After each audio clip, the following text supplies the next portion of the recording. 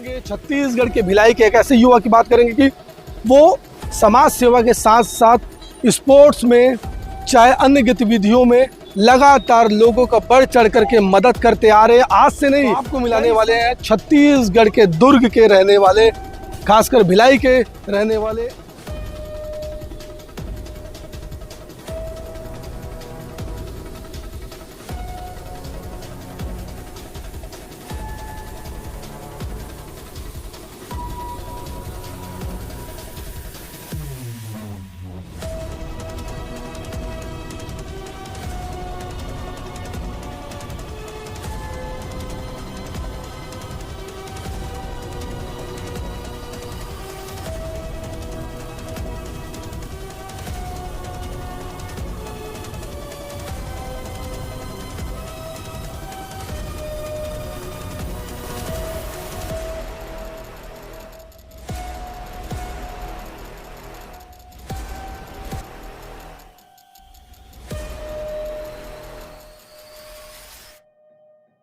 वैसे तो भारत को युवाओं का देश कहा जाता है। लगातार युवा हर क्षेत्र में अपना अलग मुकाम स्थापित करें। लगातार युवा हर फील्ड में आ रहे, चाहे स्पोर्ट्स हो, बिजनेस हो, राजनीति हो, समाज सेवा। लगातार युवा आगे आ रहे हैं, बढ़ चढ़ करके अपनी भागीदारी निभा रहे हैं। पर हम ऐसे युवा की बात करेंगे, छत्तीसगढ़ के भिलाई के एक ऐसे युवा की बात करेंगे कि वो समाज सेवा के साथ साथ स्पोर्ट्स में चाहे अन्य गतिविधियों में लगातार लोगों का बढ़ चढ़ करके मदद करते आ रहे हैं। आज से नहीं, कई सालों से उनके पिताजी भी कई सालों से लोगों की मदद करते हुए आ रहे हैं और अब दायित्व जो है बेटे ने अपने कंधे पर उठा लिया है। तो आपको मिलाने वाले हैं छत्तीसगढ़ के दुर्ग के रहने वाले, खासकर भिलाई के रहने वाले इंद्रजीत सिंह छोटू। पहचान के मोहताज नहीं है, पूरे प्रदेश में लगभग युवाओं की बात करें तो उनको हर कोई जानता और पहचानता है। तो सीधा लिए चलेंगे इंद्रजीत सिंह छोटू के पास और बातचीत का सिलसिला आगे बढ़ाएंगे। इंद्रजीत सिंह छोटू मौजूद है, चेहरे पर चमक है, आंखों में एक विश्वास है, आशा है, साफ तौर पर देख सकते हैं। सबसे पहले 20 तारीख को, आने वाले 20 जुलाई को आपका बर्थडे है। लगातार युवाओं की फौज आती है आपको विश करने के लिए। हमारी भी अग्रिम शुभकामनाएं आपके साथ। बहुत बहुत धन्यवाद। तो चलते चलते बात करेंगे और जानेंगे कि कैसे छोटू इंद्रजीत तक का सफ़र पूरा किया और क्या कुछ इसके पीछे की कहानी थी, और खासकर पिता का सहयोग कितना मिला आपको जब पढ़ाई कर रहे थे उस समय। आपकी एक्टिविटीज़ थोड़ी सी विस्तार से दर्शकों को बताइए ताकि वो भी देखें और समझें, तो जाने कि किस प्रकार से छोटू इंद्रजीत बने। पहले तो आप सबका धन्यवाद भी, नमस्कार, जय जोहार आप सबको। जर्नी सबकी एक संघर्ष से चालू होती है, वैसे ही हम सब हमारी हुई है। हमारे परिवार ने बहुत संघर्ष किया, पिताजी ने बहुत संघर्ष किया और उन्होंने हमें बताया कि संघर्ष में रहते हुए भी, तकलीफ में रहते हुए भी हमें दूसरों की मदद करनी चाहिए। तो जब भी उनके पास कोई आता था तो वो भले तकलीफ में रहते थे पर उसकी मदद जरूर करते थे, जितनी हो पाती थी उतनी करते थे। वैसे हमारा जीवन संघर्षों में चला। पिताजी ने खेती की, गाय भैंस पाले, दूध बेचा गया, गन्ना रस बेचा गया, बहुत सारे ऐसे काम किए जो बहुत संघर्ष वाले काम थे। उसके बाद धीरे धीरे ट्रांसपोर्ट लाइन में आए। ट्रांसपोर्ट लाइन में आने के बाद में हमारे व्यापार को थोड़ा सा विस्तार मिला, कुछ नया प्रोग्रेस हुआ जीवन में। वैसे करते करते फिर आज ट्रांसपोर्ट लाइन में हम लोगों ने बहुत सारे काम किए, कई रेलवे साइडिंग में काम किए, कई बड़ी इंडस्ट्रियों में काम किए। जब ये छत्तीसगढ़ में मिला स्पंज आयरन का एक नया इंडस्ट्री चालू हुई थी, तब वहाँ पे हमें बहुत सारे काम मिले। तो वहाँ से फिर हमारी कंपनी की ग्रोथ चालू हुई। तो हमने और हमारे पिताजी ने और हमारे पूरे जितने भी लोग हमारे साथ थे, सबने टीम ने मिल के बहुत 24 घंटे मेहनत की, रात दिन मेहनत की, तब जाके आज हम लोग यहाँ तक पहुँचे। और उन्होंने हमें ये साथ साथ ये भी सिखाया है कि जब आपके पास कुछ भी हो देने के लिए, किसी की मदद करने के लिए, तो उसमें से कुछ हिस्सा आपको हमेशा ज़रूरतमंद लोगों के लिए, अपने यार दोस्तों के लिए, अपने रिश्तेदारों के लिए, अपने समाज के लिए लगाना चाहिए।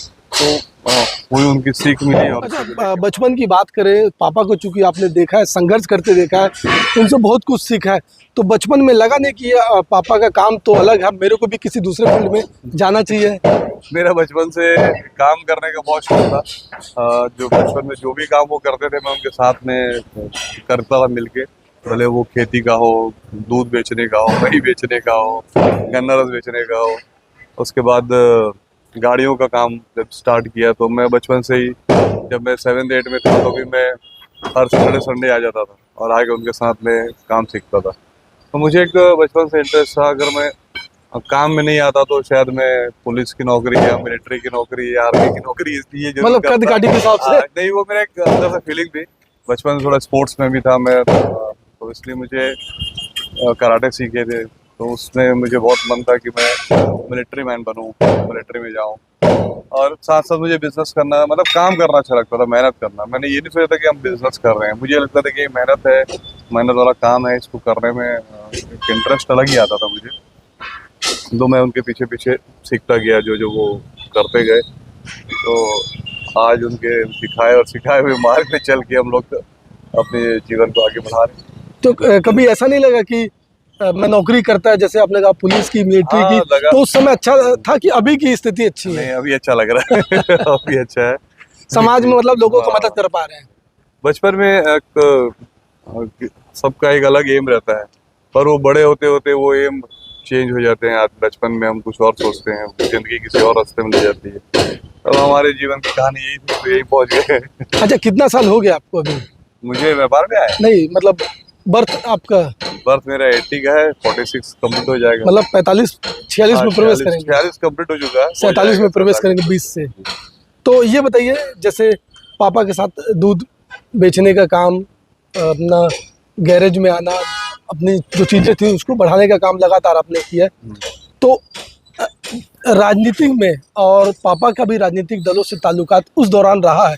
तो आप जब ऑफिस में आते थे, अपने वर्कशॉप में आते थे, तो कई लोगों को आपने भी देखा होगा, तो उस समय देख करके क्या फील होता था? बचपन से सभी के साथ उठे बैठे हैं, मिले जुले हैं, तो ऐसा कुछ फील नहीं होता था कि बस वो अपना काम कर रहे हैं अपना। और आपसी संबंध, प्यार, देखो भिलाई छोटा सा भिलाई है, यहाँ पे जो भी रहते हैं सबके आपसी संबंध है एक दूसरे के साथ। पहले तो और कम लोग थे, अब तो थोड़ा सा ग्रोथ हो गया है, बाहर से बहुत लोग आ गए हैं। पहले तो बहुत लिमिटेड लोग थे। और पापा बचपन से यहाँ रहे हुए हैं, तो बचपन मतलब उनका जन्म भी यही हुआ, तो सभी से ऐसा परिचय था कि एक परिवार जैसा। भले वो राजनेता हो या वो सामाजिक लोग हो या वो पुलिस के अधिकारी हो, जो भी सबसे एक परिवार जैसा संबंध था, और वही संबंध आज भी चले आ रहा है। अच्छा, पापा ने जो साम्राज्य स्थापित किया, उसके बाद आपकी कितनी मेहनत रही उस साम्राज्य को आगे बढ़ाने में? आप उनके दिखाए हुए रास्ते थे, समझाया, उन्होंने व्यापार करना सिखाया था। उनके जाने के बाद हम लोग को और काम मिले, क्योंकि हम एक स्टेट लेवल पे पहुंच चुके थे। तो जब वो थे तो हम लोग छत्तीसगढ़ में ही काम करते थे। उनके जाने के बाद हम लोग अभी 5-7 स्टेट में और काम कर रहे हैं। कुछ सीमेंट प्लांटों में हमने काम लिए थे। जब वो उनकी डेथ हुई उसके 1 ही साल पहले हम लोगों ने सीमेंट प्लांट में एंट्री की थी, 1 साल पहले। उसके बाद हमने उस काम को बढ़ाया। आज हम छत्तीसगढ़ के अगल बगल लगे हुए करीब 8 से 10 स्टेट, 7 स्टेट में काम कर रहे हैं। 7 से 8 स्टेट में काम चल रहा है, और गाड़ियों की गिनती में भी इजाफा हुआ। तो जो वो सिखा के गए उसमें कहीं ना कहीं हम लोग आगे सफल हो रहे हैं। मार्गदर्शन जो दिखा गया उसमें आगे बढ़ रहे हैं। जी, जी। तो थोड़ा वर्कशॉप में भी चलेंगे भैया, थोड़ा आइए। तो वर्कशॉप में भी हैं और लगातार आपको ठोकने पीटने की आवाज़ सुनाई भी दे रही होगी, तो आप ये ना समझे कि कुछ और चीज़ हो रहा है यहाँ पे। गाड़ियों का मेंटेनेंस का भी काम इस वर्कशॉप में होता है। तो जैसे कि इजाफा हुआ गाड़ियों की, ड्राइवरों का इजाफा हुआ, मैन पावर बढ़े, तो अभी गाड़ियाँ ओवरऑल कितनी है अटैच में, आपकी कुल कितनी है, और मैन पावर कितना, और कितने लोगों का परिवार चल रहा है?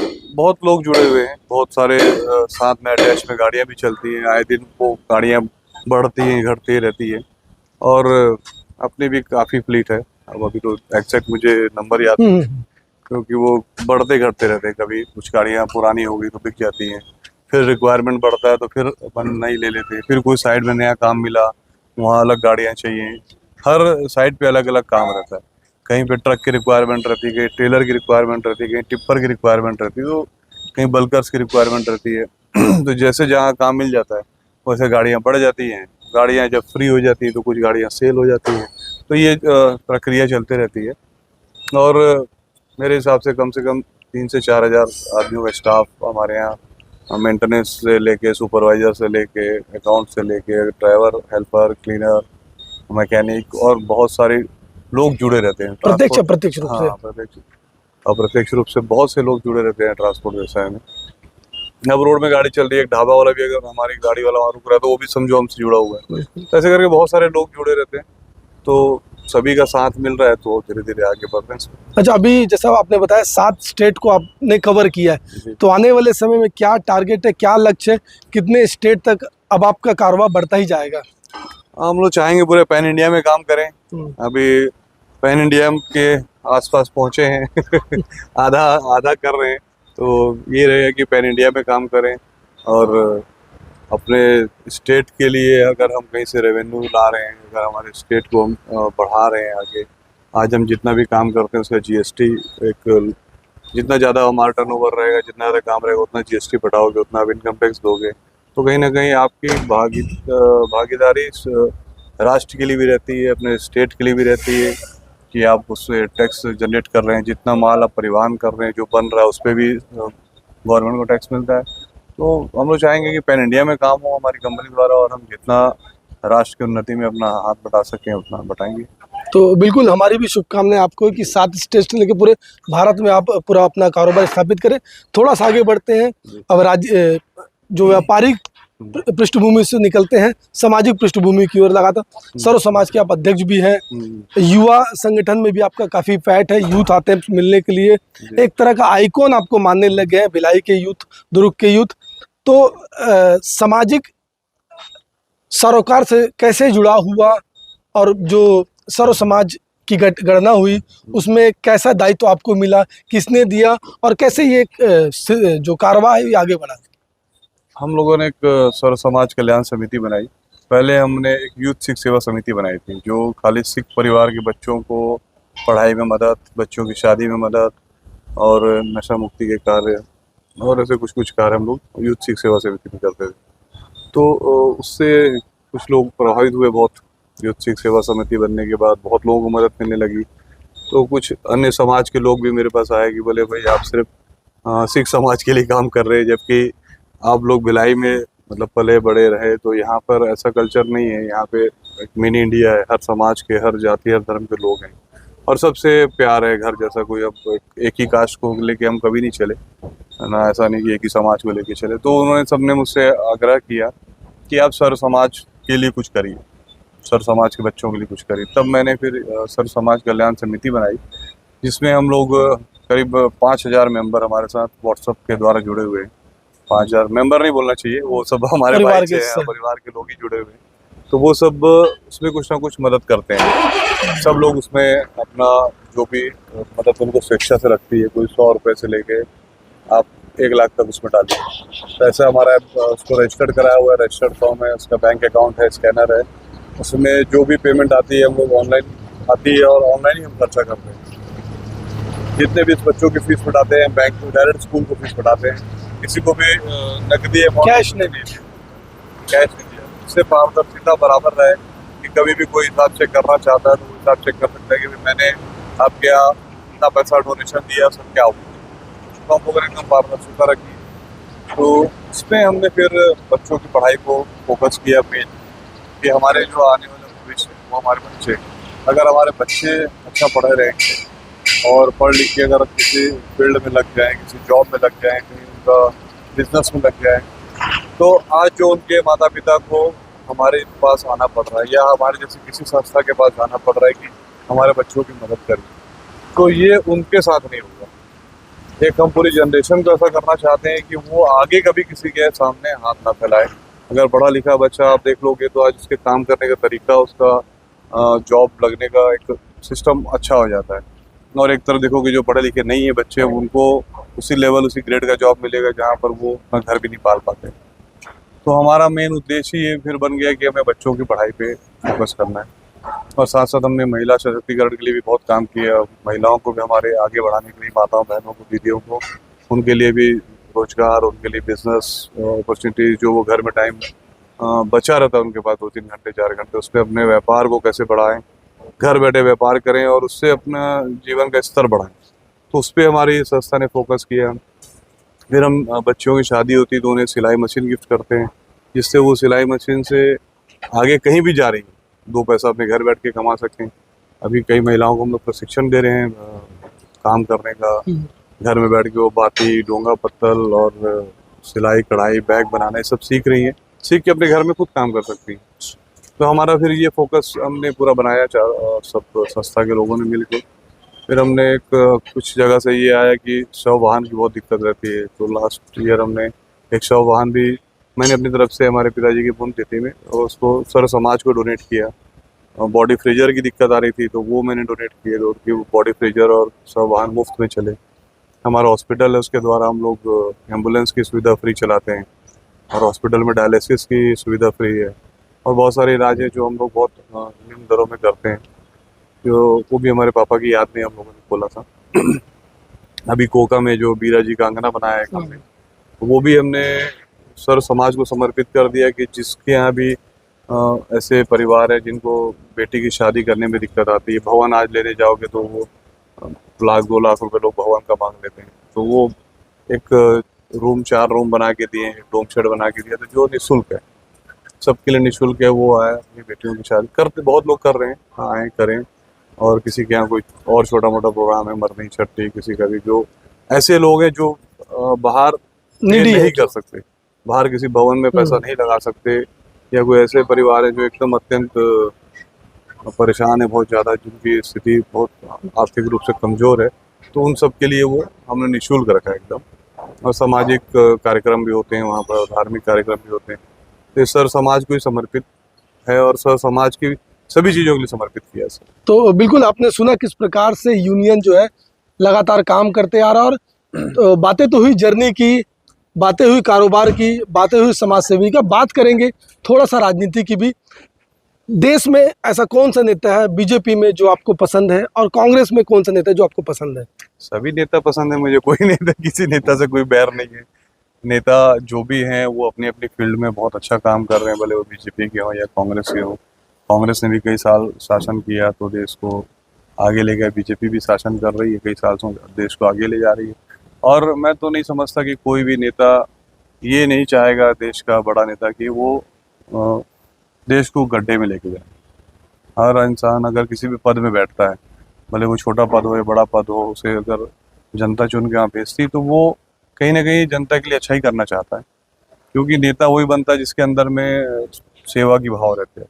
किसी के अंदर सेवा करने की भाव अगर रहता है तो वही जाता है पॉलिटिक्स में कि मुझे पब्लिक की सेवा करनी है।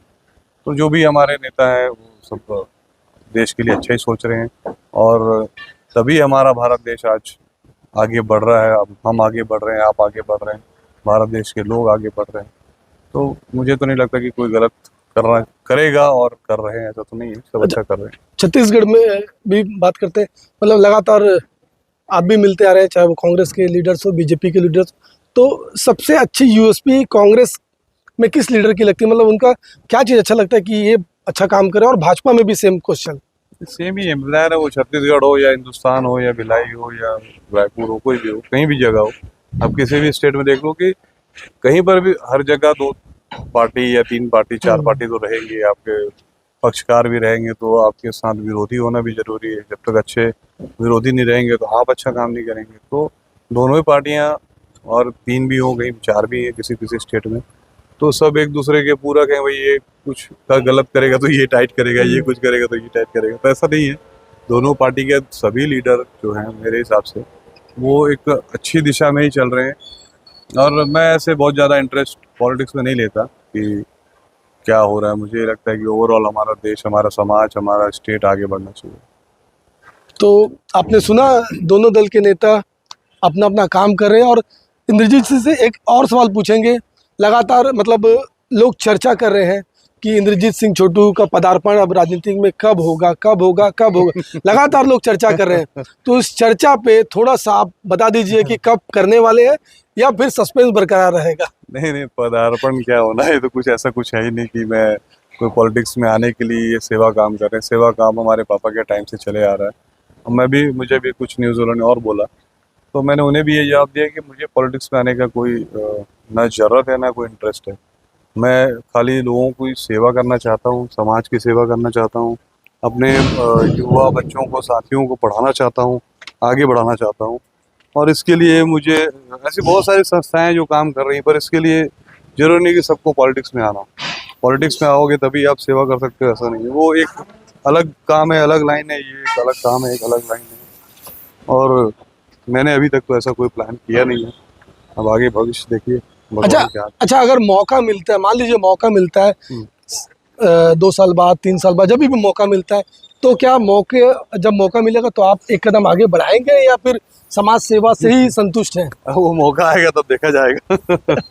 तो बिल्कुल इंद्रजीत सिंह छोटू को आपने सुना, विस्तार से तमाम पहलुओं पर हमने बातचीत की, चाहे वो राजनीतिक से जुड़ी हुई बातें हैं, ट्रांसपोर्ट से जुड़ी हुई बातें हो, समाज सेवा से जुड़ी हुई बातें हो, या अन्य विषय पर हर चीज़ों का बेबाकी से इंद्रजीत सिंह छोटू ने जवाब दिया है। और 45 साल पूरे हो जाएंगे और 46 साल में ये प्रवेश करेंगे। और 20 तारीख को इनका जन्मदिन, और 20 तारीख से पहले ये स्टोरी जो होती है, एक डॉक्यूमेंट्री इनके ऊपर हम बना रहे हैं। और इस डॉक्यूमेंट्री को लेकर के आपकी क्या है राय, क्या सोचते हैं, कमेंट में जाए और जरूर बताएं। बेहतर खबरों के लिए बने रहे बेहतर संवाद के साथ।